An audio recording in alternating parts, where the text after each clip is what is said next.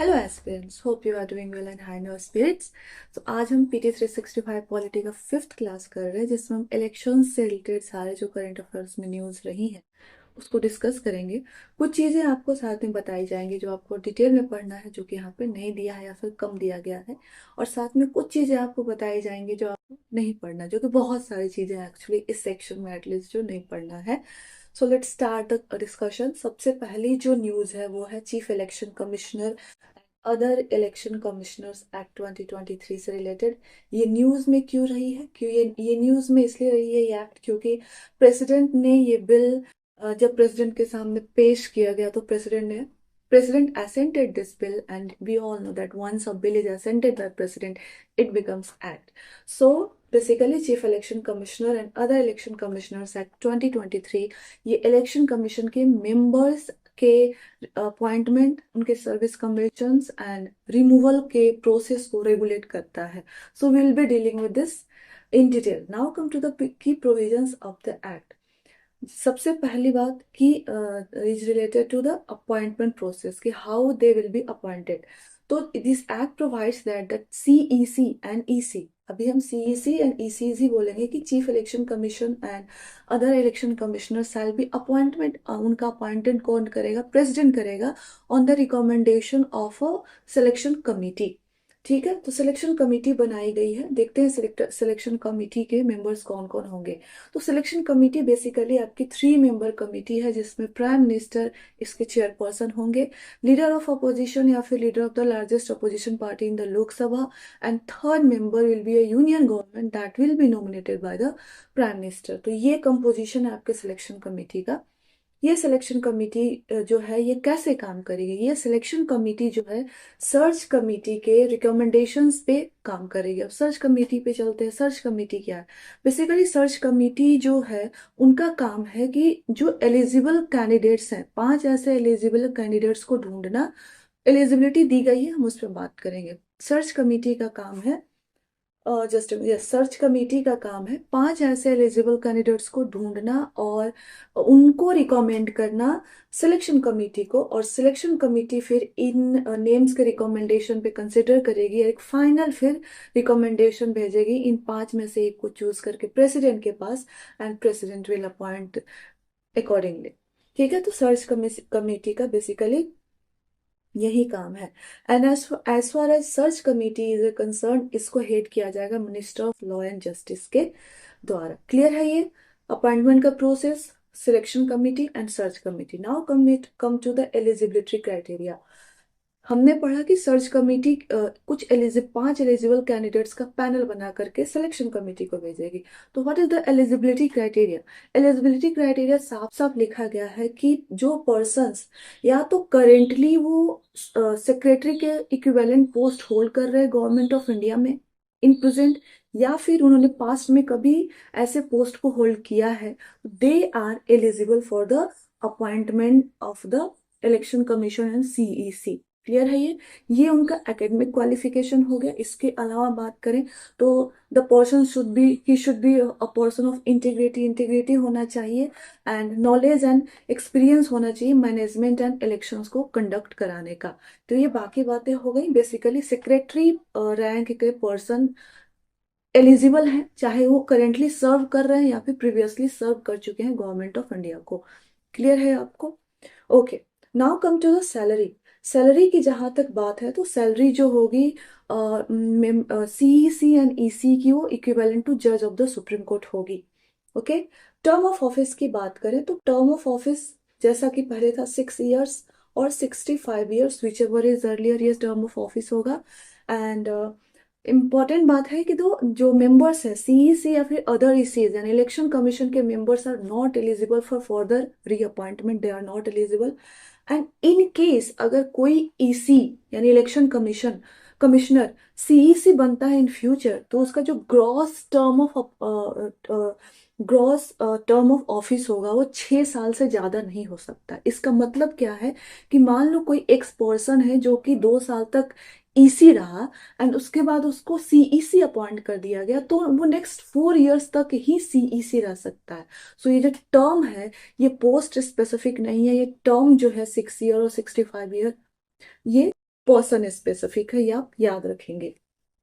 Now come to conduct of business. तो ये जो एक्ट है ये साफ साफ प्रोवाइड करता है कि जो इलेक्शन कमीशन का जो बिजनेस कंडक्ट किया जाएगा यूनानिमस बेसिस पे होगा, यानी all the members of the commission should agree on a given subject, तभी वो सब्जेक्ट पे कोई एक्शन लिया जाएगा। बट अगर कोई डिफरेंस ऑफ ओपिनियन अराइज होता है तो इन दैट केस यस, जो मैटर है वो कैसे डिसाइड किया जाएगा, मेजोरिटी के थ्रू डिसाइड किया जाएगा। एंड लास्ट जो प्रोविजन है कि उनके रिमूवल एंड रिजिग्नेशन का, तो दो चीजें हैं, एक तो रिमूवल का भी प्रोविजन है एंड एक रिजिग्नेशन का प्रोविजन है। तो रिमूवल की जहां तक बात की गई है, तो जो जो मैनर एंड ग्राउंड मेंशन है कॉन्स्टिट्यूशन में जज ऑफ सुप्रीम कोर्ट के जज को रिमूव करने के लिए, वही मैनर एंड उन्हीं ग्राउंड पे इलेक्शन कमीशन के मेंबर्स का भी, चीफ इलेक्शन कमिश्नर का रिमूवल हो सकता है। जो अदर मेंबर्स हैं इलेक्शन कमीशन के, उनका रिमूवल सीईसी के रिकमेंडेशन पे होगा। तो ये रिमूवल का प्रोविजन हो गया। और अगर रेजिग्नेशन की बात करें तो CEC and other ECs can any time resign, किसी भी समय वो रिजाइन कर सकते हैं by writing to the president. तो ये सारी चीजें हैं, होपफुली आपको क्लियर होंगी। Now come to certain constitutional and legal safeguards that you already know। मैंने यहाँ तो बहुत ही ब्रीफ में दिया है, आपको डिटेल में तो पढ़ना ही पड़ेगा। सी अगेन, आगे बढ़ने से पहले, current affairs is just it's not the icing on the cake, even it is a kind of, जो चॉकलेट चिप्स होती है ना छोटे छोटे केक्स पे, वो होते हैं। आपका जो पूरा नॉलेज बेस है ना वो स्टैटिक बनाता है। अगर स्टैटिक क्लियर है तो करंट अफेयर्स आप आराम आराम से कर लेंगे, और एग्जाम आपका स्टैटिक के बेसिस पे निकलता है। Will talk about it some time letter.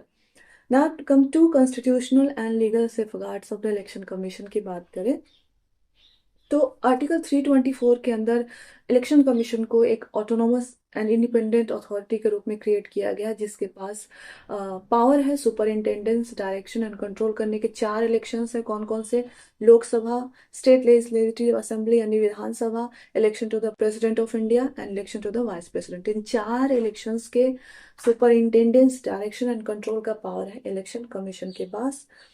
And article 324 clause 2 के अंदर भी अगर आप पढ़ेंगे तो उनका अपॉइंटमेंट प्रेसिडेंट को एम्पावर किया गया कि ही कैन अपॉइंट। इंपॉर्टेंट ये है कि president is also empowered to regulate the strength of the commission, यानी प्रेसिडेंट को जब भी लगे he can either increase the strength of the commission and either decrease the strength of the commission. ये past में हो चुका है, आप जानते होंगे। अभी ये रिसेंटली एक केस हुआ था, अनूप बर्णवाल केस, ये आपके लिए इम्पोर्टेंट है जानना, क्योंकि इसमें सुप्रीम कोर्ट ने इसी केस के बैकड्रॉप में ये ये एक्ट आया, क्योंकि सुप्रीम कोर्ट के पास केस गया था और वहां पे फिर सुप्रीम कोर्ट ने एक कमेटी कंस्टिट्यूट कर दी थी कि जब तक पार्लियामेंट कोई लॉ इनेक्ट नहीं करती है तब तक ये कमेटी जो है इलेक्शन कमीशन के मेंबर्स के अपॉइंटमेंट को रेगुलेट करेगी। और उस कमेटी में prime minister, leader of opposition in Lok Sabha and chief justice of India थे। ये सुप्रीम कोर्ट ने प्रपोज किया था अनूप बर्णवाल केस में। एंड जो गिवन एक्ट है यहाँ पे जो 2 मेंबर्स हैं उनको तो एज सच रखता है, but chief justice of India को रिप्लेस किया जाता है union minister that will be nominated by prime minister. बस इतना ही है इससे रिलेटेड, ये आपको पता होना चाहिए। Now come to the next news, aspects of election process and reform. Basically क्या है कि एक डिपार्टमेंट रिलेटेड, एक parliamentary standing committee on law and justice का एक रिपोर्ट आया है, specific aspects of the election process and reform. ठीक है, तो आपको देखिए एक टेबल दिख रहा होगा यहाँ पे स्क्रीन पे। इस टेबल के लेफ्ट साइड में जो बातें हैं वो बहुत ही वेग बातें लिखी गई हैं, क्योंकि पूरी बात लिखी नहीं है। आपको जो राइट साइड में लिखा है वो जानना है कि एग्जिस्टिंग, एक्चुअली ये जो कमेटी है इसने रिपोर्ट दिया है कि एग्जिस्टिंग प्रोविजन क्या है एंड उसके कॉरस्पॉन्डिंग चेंजेस क्या होने चाहिए। तो ऑफ कोर्स जो चेंजेस उन्होंने सजेस्ट किए हैं इस डॉक्यूमेंट में नहीं होगा, क्योंकि that is relevant for mains. तो आपको एग्जिस्टिंग प्रोविजन क्या है वो पता होना चाहिए। So will be focusing entirely on the, जो राइट साइड में आपका टेबल है उस पे हम फोकस करेंगे।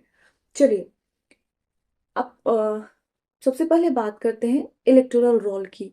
ओके, तो इंडिया में 2 तरह के इलेक्टोरल रोल सिस्टम है। एक तो कि general electoral, let me right it this. India में 2 तरह के इलेक्टोरल रोल सिस्टम होते हैं। एक है आपका जनरल इलेक्टोरल रोल और एक है सेपरेट इलेक्टोरल रोल। ठीक है, general electoral roll election commission of India prepare करती है। सेपरेट इलेक्टोरल रोल कौन प्रिपेयर करता है?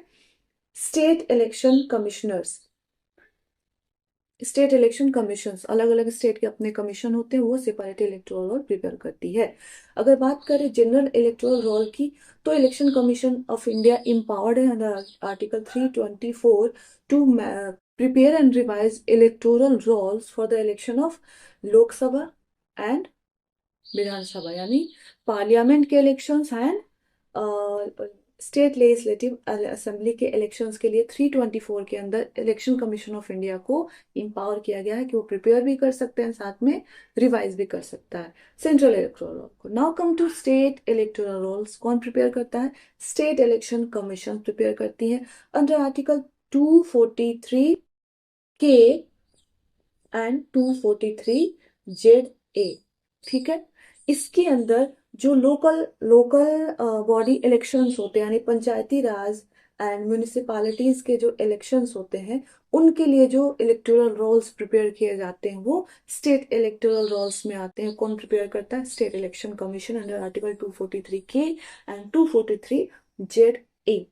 इसके अलावा अगर बात करें रिप्रेजेंटेशन ऑफ पीपल एक्ट में कि क्या प्रोविजन है, तो यहाँ पे सेक्शन 13D में बात की गई है पार्लियामेंट्री एंड स्टेट का, यानी ये जनरल इलेक्टोरल लॉज की बात की गई है सेक्शन 13D में। बस इतनी सी बात है, पार्लियामेंट्री एंड असेंबली कंस्टिट्यूएंसी की बात की गई है यहाँ पे।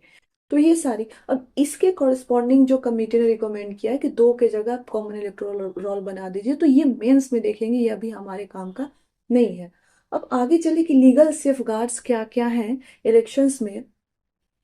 तो पहला तो यही है कि जो कैंडिडेट्स इलेक्शंस कंटेस्ट कर रहे हो, तो एक एफिडेविट फाइल करना कंपलसरी है। और वो फॉर्म नंबर आप याद रखेंगे, form number 26 under conduct of elections rule 1961, form number 26 आप याद रखेंगे।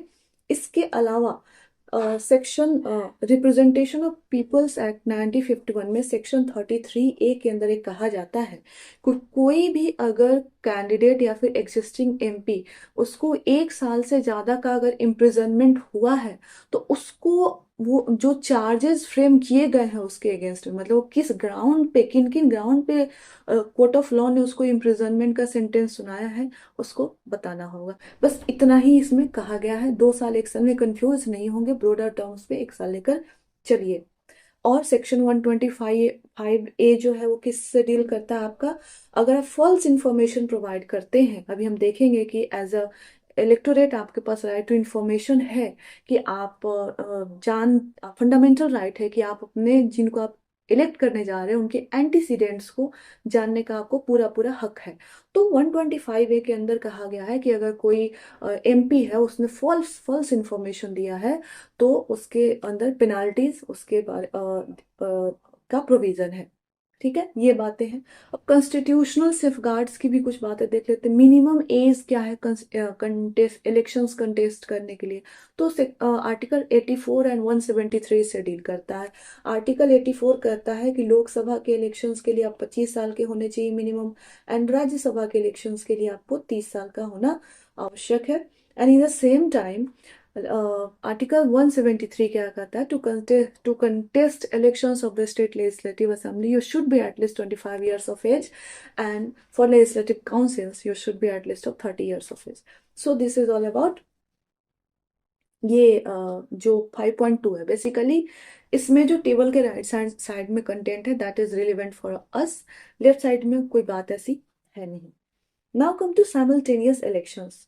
ओके, साइमल्टेनियस इलेक्शंस न्यूज में हमेशा रहते हैं। अभी न्यूज में क्यों है? क्योंकि गवर्नमेंट ने जो फॉर्मर प्रेसिडेंट है रामनाथ कोविंद, उनके अंदर एक कमेटी बनाई है कि वो एग्जामिन करे कि इंडिया में फिजिबिलिटी क्या है साइमल्टेनियस इलेक्शंस का, या फिर one nation one election. Simultaneous elections को वन नेशन वन इलेक्शन भी कहते हैं। नाउ यू शुड अंडरस्टैंड कि व्हाट इज मतलब साइमल्टेनियस इलेक्शंस का मतलब क्या है।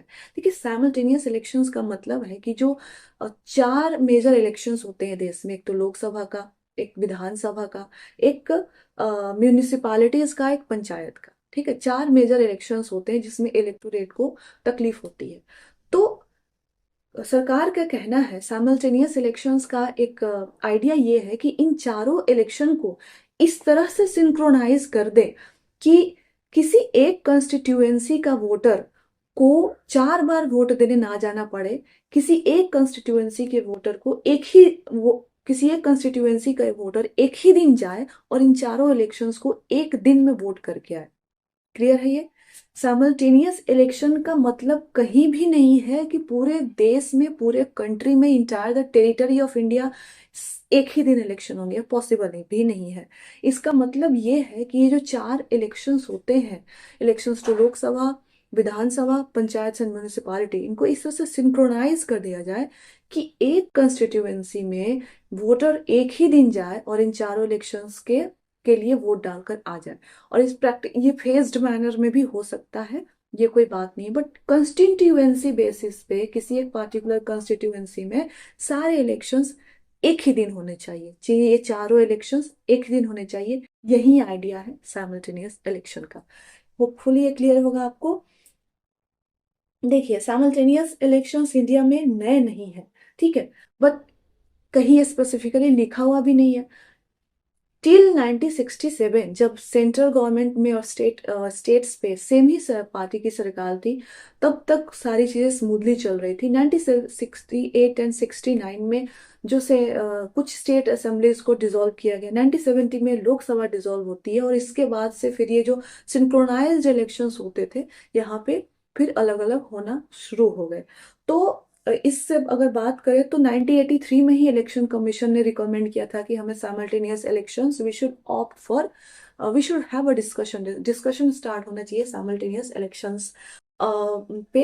एंड दिनेश गोस्वामी कमेटी जो इलेक्टोरल रिफॉर्म से रिलेटेड है, उसने भी रिकमेंड किया है साइमल्टेनियस इलेक्शंस को। देखिए, ये यहाँ तक तो आपको आई थिंक ये क्लियर होगा।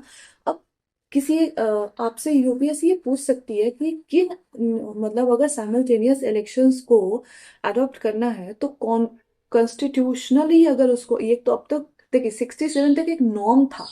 नॉर्म मतलब कि कोई रिटर्न नहीं है, बस वो ऐसा सिचुएशन था कि ये चल रहा था, ठीक है। 67 के बाद सिचुएशन ऐसा हुआ कि अब साइमल्टेनियस इलेक्शंस नहीं हो रहे हैं, तो कॉन्स्टिट्यूशनली मैंडेट करना है तो you have to amend the constitution.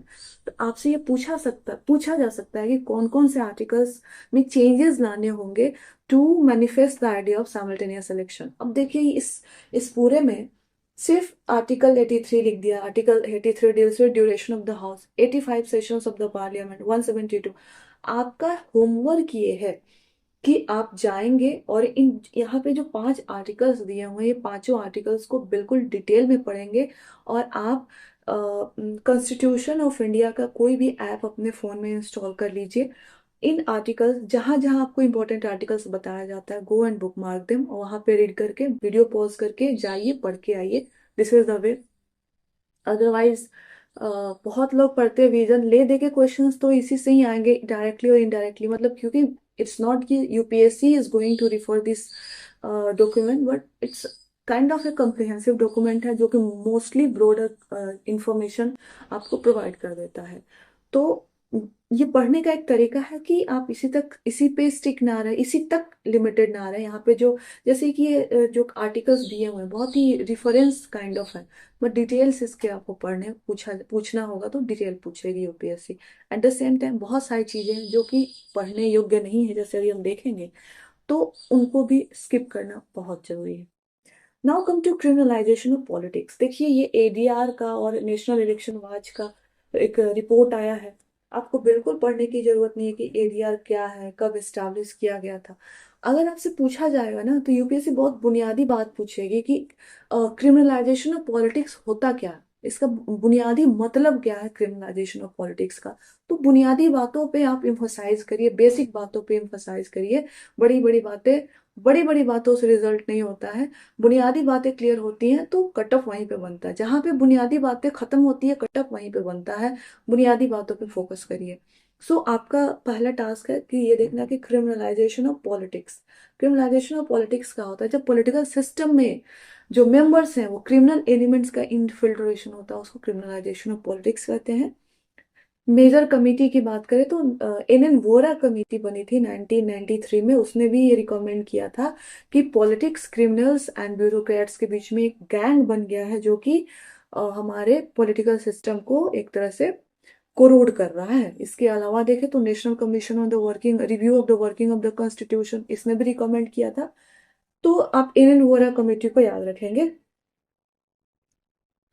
और यस, अगर लीगल सेफगार्ड्स की बात करें तो आपको ये पता होगा section 83, section 8 clause 3 of representation of people act कहता है कि कोई भी अगर मेंबर ऑफ पार्लियामेंट जो है, अगर वो 2 साल का उसको जेल इम्प्रिज 2 साल या उससे ज्यादा का उसको जेल इम्प्रिजनमेंट होता है, इम्प्रिजनमेंट के होता है, तो इम्प्रिजनमेंट के पीरियड के नेक्स्ट 6 ईयर तक वो डिस्क्वालीफाई रहेगा from contesting the election. Clear है ये?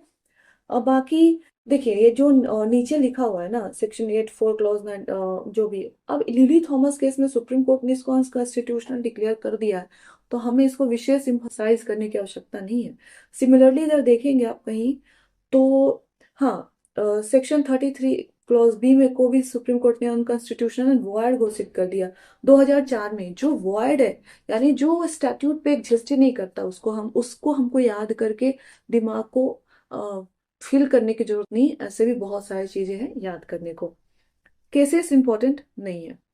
Now come to electoral funding की बात कर लेते हैं। देखिए, इलेक्टोरल बॉन्ड्स, ये सितंबर की खबर को इन्होंने कॉपी करके दे दिया है, बट अगर आप करंट अफेयर्स फॉलो कर रहे हैं तो रिसेंटली सुप्रीम कोर्ट ने पूरे इलेक्टोरल बॉन्ड और इसके पीछे की जो लेजिस्लेशन है उसको अनकॉन्स्टिट्यूशनल डिक्लेयर कर दिया है। अनकॉन्स्टिट्यूशनल का मतलब होता है कि यह वॉइड है। वॉइड मतलब क्या है कि ये स्टैट्यूट में एग्जिस्ट ही नहीं करता है। और जो अल्ट्रा वायरस है, जो अनकॉन्स्टिट्यूशनल है, जो वर्ड है, उसको पढ़ के आप अपने माइंड के जो वाइड प्लेसेस है उसको फिल मत कीजिए। तो ये आपको नहीं पढ़ना। अगर आप ये प्रोविजंस पढ़ रहे हैं तो you are doing blunder, you are doing blunder to yourself. ये क्लैरिटी होनी चाहिए कि क्या पढ़ना और क्या छोड़ना है। ये है ही नहीं, इट डजेंट एग्जिस्ट। चलिए, अब बात कर लेते हैं नेशनल कुछ इंपॉर्टेंट, जैसे अदर इंपॉर्टेंट न्यूज में कुछ ही इंपॉर्टेंट चीजें हैं जो मैं डिस्कस करूंगी। बाकी आप चाहें तो देख सकते हैं। जैसे कि नेशनल पार्टी स्टेटस की बात कर लेते हैं तो इलेक्शन सिंबल्स ऑर्डर 1968 के अंदर इलेक्शन कमीशन जो है किसी भी पार्टी को नेशनल पार्टी या फिर स्टेट पार्टी को रिकॉग्नाइज करता है। इसके अंदर क्राइटेरिया दिया गया है। और करेंटली 6 पार्टीज हैं जिनको नेशनल पार्टी का स्टेटस इलेक्शन कमीशन ने दिया है। अब हम बात करें कि नेशनल पार्टी का स्टेटस डिसाइड कैसे होता है। देखिए, यहाँ पे सिर्फ नेशनल पार्टी की बात की गई है, बट होलिस्टिक कवरेज कब होगा? जब आप स्टेट पार्टी को भी क्या क्राइटेरियाज हैं और स्टेट पार्टीज के क्या फायदे हैं ये जानेंगे। तो यहाँ पे नेशनल नेशनल पार्टी का स्टेटस कैसे डिसाइड होता है ये दिया हुआ है। आपका टास्क है कि आप जाइए, अपना टेक्स्ट बुक खोलिए और स्टेट पार्टी के कंडीशंस को पूरा एकदम इलेक्शंस वाला सिस्टम ही पढ़ जाइए। ये आपका टास्क है। देखिए, 3 क्राइटेरिया है। पहला तो ये है कि लोकसभा में जो वोट्स हैं उसके बेसिस पे डिसाइड होता है कि कोई पार्टी अगर 6% ऑफ द टोटल वोट्स जो लोकसभा में पोल हुए हैं उसका उसको सिक्योर करती है, और साथ में एटलीस्ट चार ये जस्ट ए मिनट, यस, कोई भी पार्टी अगर रिसेंटली लोकसभा वोट्स में 6% ऑफ द वोट का सिक्योर करती है, और ये कहाँ से होना चाहिए? 4 और मोर स्टेट से होना चाहिए। और साथ में इन एडिशन टू दिस अगर उसके पास 4 मेंबर्स हैं एटलीस्ट लोकसभा में, तो उसको नेशनल पार्टी का स्टेटस मिल जाएगा। दूसरा बात करें तो ये तो लोकसभा में वोट्स के प्रोपोर्शन के बेसिस पे हुआ है। दूसरा, लोकसभा में सीट्स के प्रोपोर्शन के बेसिस पे होगा, सीट्स इन लोकसभा। अब देखिए, कोई भी अगर पार्टी है उसको अगर लोकसभा में 2% of the total seats of the Lok Sabha उसको मिलता है, ठीक है, 2% of the total seats in the Lok Sabha, and it should be from at least 3 states.